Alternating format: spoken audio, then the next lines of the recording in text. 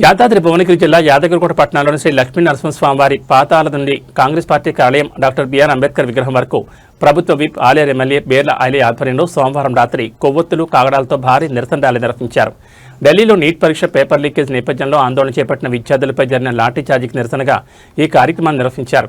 ఈ సందర్భంగా బేర్ల ఐలే మాట్లాడుతూ దేశ యువత భవిష్యత్తు చెలగాటమాడుతున్న పరీక్షల నిర్వహణలో జరిగిన వైఫల్యాలకు కేంద్ర ప్రభుత్వం పూర్తి బాధ్యత వహించారని అన్నారు.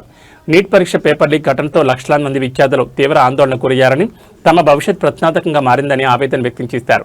పేపర్ లీకేజీలను అరికట్టడంలో కేంద్ర ప్రభుత్వం పూర్తిగా విఫలమైందని విమర్శించారు.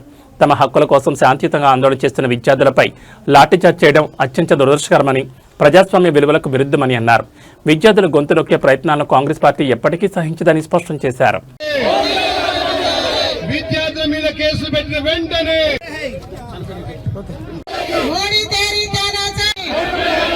చనిపోయిన విద్యార్థులకు వెంటనే మోడీకి అంటావు మోడీ తేరీ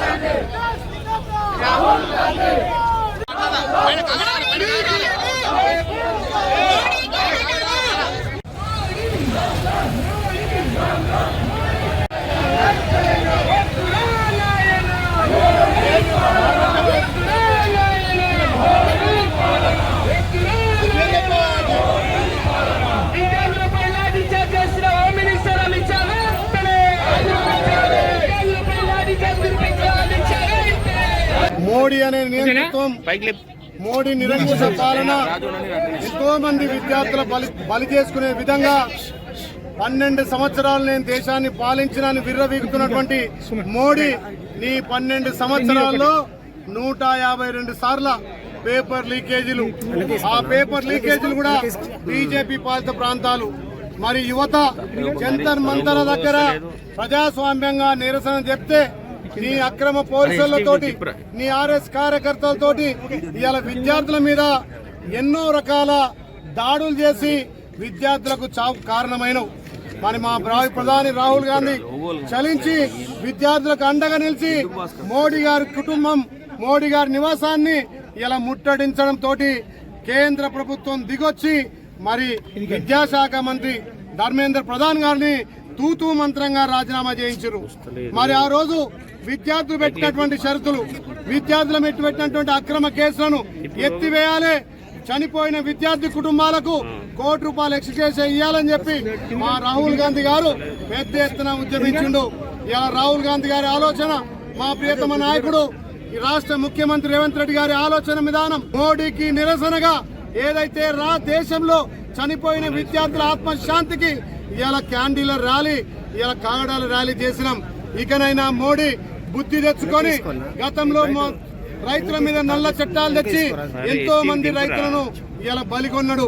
ఇలా యువత ఎంతో కష్టపడి చదివితే పేపర్ లీకేజీలు, మరి నీట్ ఎగ్జామ్ లీకేజీలు, అన్ని ఎగ్జామ్ లీకేజీలు 12 ఏళ్లలో 152 సార్ల పేపర్ లీకేజీ చేసిన ఘనత మరి మోడీకే దక్కింది. ఏదైతే విద్యార్థులతోటి మీరు ఒప్పుకున్నటువంటి షరతులు, విద్యార్థుల మీద పెట్టినటువంటి అక్రమ కేసులను ఎత్తివేయాలి, చనిపోయిన విద్యార్థి కుటుంబాలకు ₹1 కోటి ఎక్స్గ్రేషియా ఇవ్వాలి, అక్రమ అరెస్టులను బంద్ చేయాలి. ఇవాళ ఒక్కరోజే ధర్నాలో పాల్గొన్న 100 మందికి పైగా ఇవాళ కేసులు పెట్టడం జరిగింది. విద్యార్థులకు ఎవరైతే సహకరించిందో వాళ్ళ మీద మీ జేబు సంస్థలు సిబిఐ ఈడీలతోటి దాడులు చేస్తున్న మోడీ తప్పకుండా నిరుద్యోగులకు ఉద్యోగాలు రావాలంటే 2029లో నీ ఉద్యోగాన్ని ఊడగొట్టేది ఖాయం. విద్యార్థులు తలుచుకుంటే ఎంత పెద్దవారినైనా ఇలా గద్దె దించేది యువత చేతిలో ఉంది. కాబట్టి మోడీకి నిరసనగా, మోడీ చేస్తున్నటువంటి నియంతృత్వ పాలనకు నిరసనగా మా పిసిసి అధ్యక్షులు ఇలా పిలుపు మేరకు మా రేవంత్ అన్న ఆలోచన మేరకు, మా మీనాక్షమ్మ సూచన మేరకు ఇవాళ యాదాద్రి భువనగిరి జిల్లాలో వేల కొద్ది మా మహిళలు, మా అన్నదమ్ములు, అక్క చెల్లెళ్ళు ఈ ర్యాలీలో పాల్గొన్నారు. కాబట్టి మోడీని ఖచ్చితంగా యువత గద్దె దించుతుంది. రాహుల్ గాంధీ గారిని ప్రధాని చేసేంత వరకు ప్రతి ఒక్క యువకుడు రాహుల్ గాంధీ వారి వెంట నడవాలి, నడిచి తీరాలి.